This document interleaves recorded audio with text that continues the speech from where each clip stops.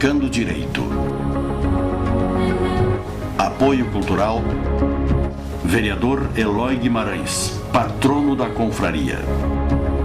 JHS Advogados Associados Consultoria Empresarial.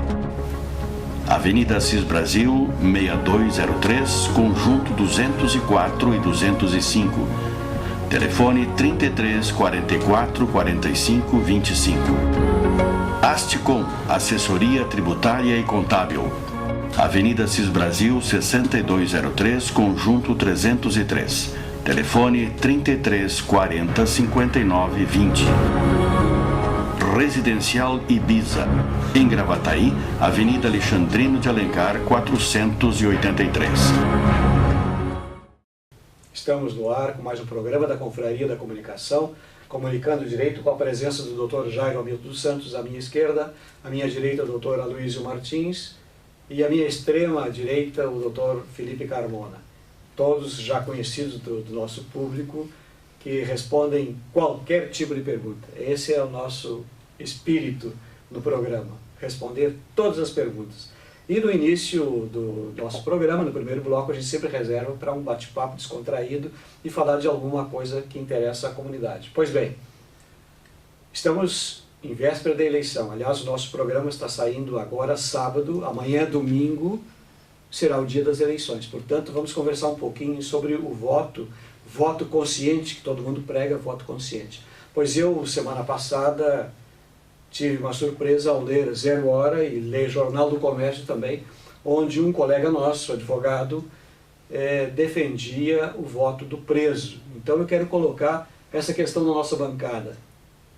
Preso deve votar ou não deve votar? Eu, particularmente, já fiz até uma enquete junto ao fórum onde eu fui, junto a algumas pessoas amigas, e eu quero dizer o seguinte: a votação para essa pergunta, a minha enquete, a minha pesquisa, foi de que de 50 pessoas com as quais eu conversei, apenas 5 pessoas, ou seja, 10%, eram a favor do voto do preso. A maioria diz: não, preso não tem que dar palpite, preso não tem que votar, ele tem que ficar lá aprendendo, depois quando ele sair de novo à sociedade, então aí quem sabe ele poderá votar. Pois bem, então, feita a colocação, eu vou perguntar ao Dr. Jairo o que ele acha dessa colocação. Preso deve votar ou não deve votar, Dr. Jairo? Doutor Carmona queria falar no primeiro momento. Mas depois então a gente passa a palavra para ele. Obviamente, brincadeira. Antes de mais nada, a minha saudação ao Dr. Felipe Carmona, ao Dr. Sostre, apresentador, e ao nosso colega desde o início dessa bancada, está conosco aqui o senhor como apresentador e nós dois como participantes, o Dr. Aloysio Martins. Realmente é um tema bastante polêmico, Dr. Sostre, e ele surgiu agora. Surgiu agora por quê? Porque houve manifestação do Tribunal Superior Eleitoral e do Conselho Nacional de Justiça, entendendo, partindo do princípio que o preso é um cidadão. E não é, esse que é o problema, né? Ah, entendo eu que não é. Desculpa, desculpa a intervenção. Fino, Dr. Sostre já disse que não é, tudo bem. Mas o que eu estou dizendo é que o Conselho Nacional de Justiça, Tribunal Superior Eleitoral, foi oportuno a sua intervenção, porque parece que isso que o Dr. Sostre disse não é a opinião da maioria esmagadora das pessoas com quem ele fez uma enquete. Bom, voltando ao que eu estava dizendo, Conselho Nacional de Justiça, entendendo que eles são cidadão igual aos outros, tem que ter também o exercício pleno da democracia. E o voto é, acima de tudo, uma expressão da cidadania, do exercício da democracia. Agora, doutor Sostre, neste primeiro momento, e é um fato novo, aconteceu agora nessas eleições, nesse primeiro momento fica realmente meio difícil de se dar uma posição dizendo sim ou não. Eu tenho certas dúvidas. É evidente que o exercício da cidadania deve ser desenvolvido por todos, é um direito sagrado de todos, mesmo presidiário, até porque tem alguns que são recuperáveis, alguns, uma minoria é recuperável, a grande maioria desses delinquentes contumazes, esses não são recuperáveis. Então fica aí para nós debatermos essa questão. É ou não é válido o preso votar? Dr. Jairo foi muito político, eu acho, essa resposta dele, né? Dr. Aloysio, daí? Eu acho que o preso não deve votar. Não deve votar por vários motivos. Primeiro, ele é um cidadão em Não débito... é um cidadão, esse aqui é o problema. Eu já acho que ele não é um cidadão porque o cidadão é que vive no meio social. E ele está segregado, ele não está no meio da sociedade. cidadão Mas que tem direitos ele foi civis. cidadão um dia. Ele Claro, foi cidadão Não, um dia. então, desculpe, Ele foi- doutora Luiz. Ele não Foi um cidadão Doutora um Luiz, dia. me permite. E vai Ele é um voltar a ser. culpado, é um cidadão culpado. Então, ele é um cidadão, Ele vai voltar porém a ser. impedido legalmente de exercer os seus direitos de cidadania. Pois Seria então, isso? claro. Bom, É, então digamos que ele é um ser. É um Humano, ser humano. É um ser humano que está em débito para com a sociedade. Ele tem que pagar a sua pena para se ressocializar, para demonstrar que ele está recuperado e voltar ao convívio social. Então, enquanto ele não pagar o seu débito, ele tem que ficar segregado. Um outro motivo que me leva a entender que ele não deve votar é o custo que isso vai ter. O preso já custa uma fortuna para os cofres públicos, é alimentação, é segurança. Me parece que, se não me falha a memória, um preso custa muito mais que o salário, 2 salários mínimos. Em torno de R$1.000, né? Em torno de R$1.000 custa um preso para manter ele segregado. Ora, ao inserir esse direito, nós vamos ter um custo maior ainda. Olha, nós temos que baixar custo de preso e não aumentar o custo. Eu Então, até, por essa... doutor Luiz, desculpa a intervenção, mas eu não concordo muito com essa tua opinião, até porque colocar uma urnazinha lá dentro da cadeia até não seria muito oneroso. Mas, de qualquer maneira, o que penso eu, que o sujeito que está preso, o que tu colocou, ele está pagando alguma coisa, algum dano que ele cometeu junto à sociedade. Portanto, ele está afastado da sociedade, ele nem se poderia classificá-lo como cidadão. Cidadão é quem tem seus direitos civis e políticos na íntegra, podendo exercê-lo. Ele não pode exercer. Eu quero passar, o doutor Carmona está nervoso. Eu venho assim discordar dos eminentes colegas aqui, na verdade. Eu tenho um ponto de vista um pouco contrário, até o que o doutor Luiz informou, que o doutor Sosser falou. Eu acho que o sistema prisional, ele é falho, de fato, ele é falho. Mas a gente não pode botar a culpa em todo aquele que cometeu um delito. A gente não pode generalizar. Não generalizando, aquela pessoa que cometeu um delito, seja um delito que por alguma circunstância na vida, houve um deslize, enfim, ele tem o direito de se ressocializar. E essa questão de ele poder votar é um movimento de integrá-lo à sociedade, de deixá-lo a par da situação do que está ocorrendo lá fora, né, fora da cadeia, bem como integrá-lo junto aos movimentos sociais, aquele partido, aquela bandeira que defende, de repente, aquela comunidade. Lógico que nós temos que criar mecanismos de proteção aos cidadãos que estão fora, principalmente aquela situação de que um bandido queira se eleger e ser votado por aqueles que estão lá dentro. Não é a situação. A gente tem que dar políticas públicas, políticas ao sistema prisional para que ele se reinsira na sociedade. O que a gente clama muito bem hoje é que o sistema prisional ele não educa, ele não ressocializa o preso. Se não ressocializa, a gente tem que criar mecanismos para ressocializar essa. Doutor Carmona, o doutor Carmona fez uma colocação ali extremamente importante, e é a partir da sua colocação que eu quero desenvolver uma outra ideia. No meu entender, o preso, ele não perde a cidadania, ele apenas está impedido temporariamente de exercê-la, enquanto deve com o Estado, enquanto tem que pagar a pena. Depois de conseguir a pena, conseguir a sua liberdade, é outra coisa, ele volta a exercer a cidadania, ele não perde, ele deixa de exercer exatamente porque ele está em dívida com o Estado. Segundo, se o preso vota, ele pode ser votado.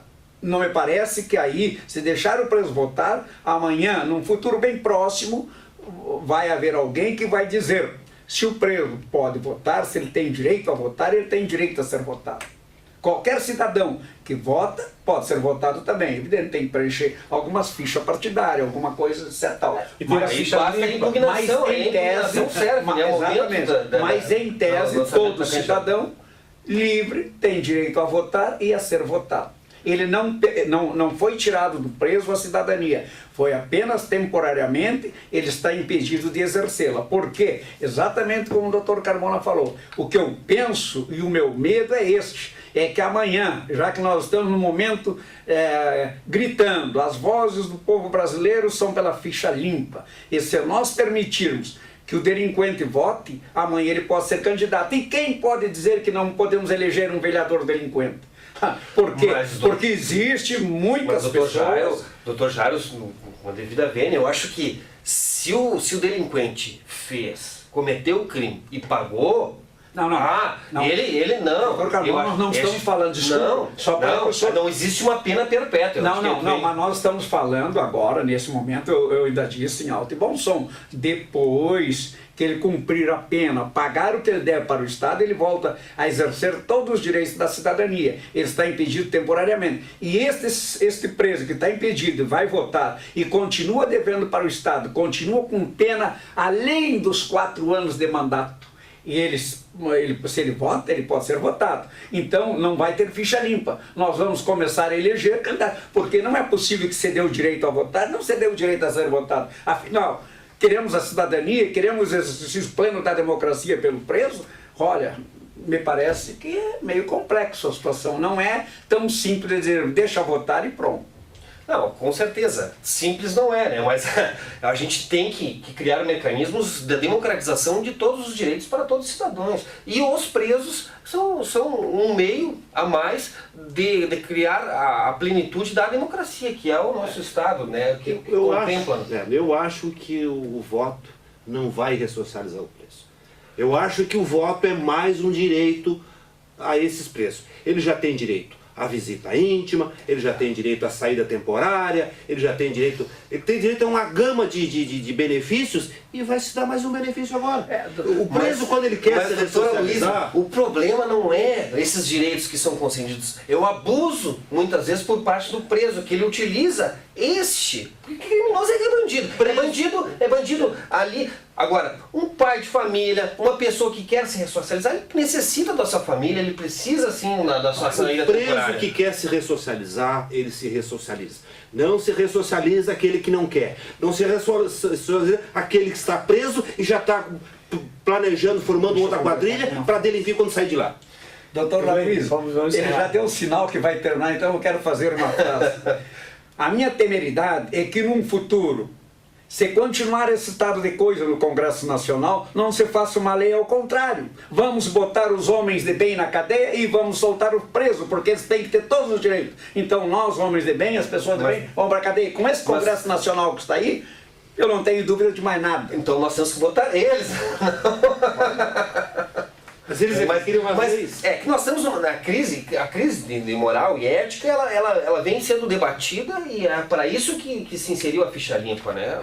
A finalidade é justamente limpar, né, o Congresso Nacional e, enfim, deixar aqueles que são de bem também poderem ser eleitos. Mas o lugar do preso é na cadeia. Isso bem. Dito isso, Aloysio, vamos a um intervalo e no próximo bloco o doutor Carmona, a palavra é sua para esses recados que o senhor tem aí à sua frente. Tá, lhe agradeço. Já voltamos.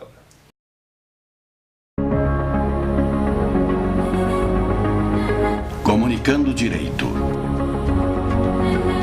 Apoio Cultural. Vereador Eloy Guimarães, patrono da confraria. JHS Advogados Associados Consultoria Empresarial. Avenida Assis Brasil, 6203, Conjunto 204 e 205. Telefone 33 44 45 25. Asticom, Assessoria Tributária e Contábil. Avenida Assis Brasil, 6203, Conjunto 303. Telefone 33 40 59 20. Residencial Ibiza, em Gravataí, Avenida Alexandrino de Alencar, 483.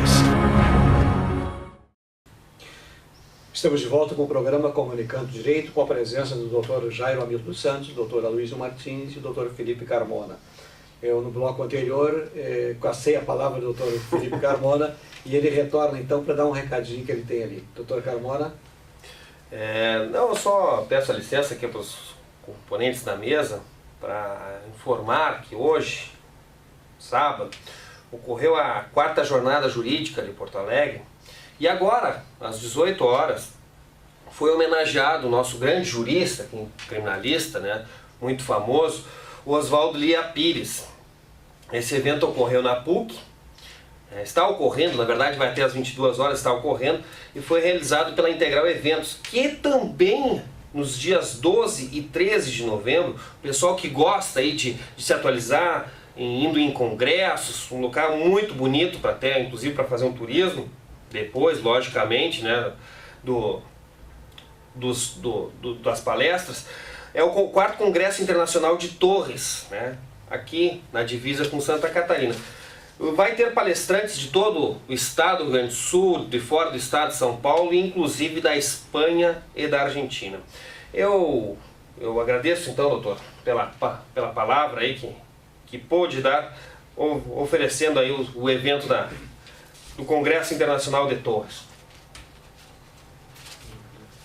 Muito bem, então o doutor Jairo estava tirando a atenção, Antônio. Vamos lá. Uma pergunta para ti, Jairo. O senhor Antônio... Posso fazer um comentário? Pois não. Então, não, palavra para o Jairo. Eu pedi ao doutor Soster porque acho relevante. Enquanto o doutor Felipe Carmona estava falando no sábado, eu lembrei com pesar que sábado passado, foi sexta-feira, faleceu a diretora da Instituição Educacional São Judas Tadeu, um marco do ensino em Porto Alegre, não só na Zona Norte, como em todo Porto Alegre. Lamentavelmente, a doutora Sandra Diamantino é a sucessora, filha da fundadora, a doutora Elisa Verinha Romac Alves, já falecida, veio a falecer. Então, eu acho que toda a comunidade de Porto Alegre, especialmente nós, que somos residentes aqui na Zona Norte, e eu que aqui faço um parênteses, quando estive na presidência do Lindóia Tênis Clube, recebi um auxílio inestimável do Colégio São Judas Tadeu, na pessoa da própria diretora, da doutora Sandra Diamantino. Então, é um momento de tristeza,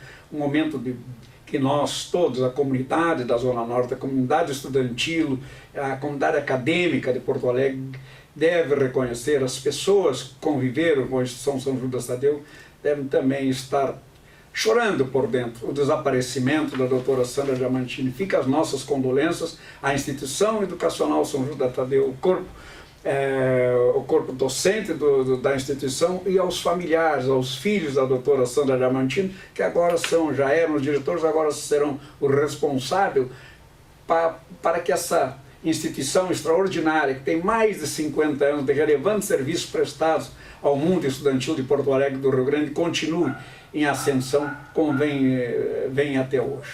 Lamento e reforço então as nossas condolências aos familiares e à direção do Instituto São Judas Tadeu, aos familiares da doutora Sandra Diamantino. Quero me juntar à tua homenagem, dizer que o programa também homenageia os familiares e as condolências do programa a essa perda irreparável. Então vamos continuar nosso programa com as perguntas agora. Doutor Jairo, vou fazer em seguida uma pergunta para o senhor, antes que eu esqueça, sobre o cheque. O senhor Antônio perguntou sobre o cheque pré-datado. No programa anterior a gente tinha falado muito sobre cheque, né? Então veio bastante pergunta a respeito de cheque pré-datado, que é usual aí no nosso meio, né? O senhor Antônio então pergunta o seguinte: dei um cheque pré-datado, constou no recibo, porém a empresa descontou antes desta data. O que fazer? Se pudesse ser rapidinho, eu tenho outras perguntas aqui. Não, doutor, só seu Antônio. O senhor deu um cheque pré-datado. Esse cheque chama-se também pós-datado. O cheque é regido pela lei uniforme e pela lei 7.000.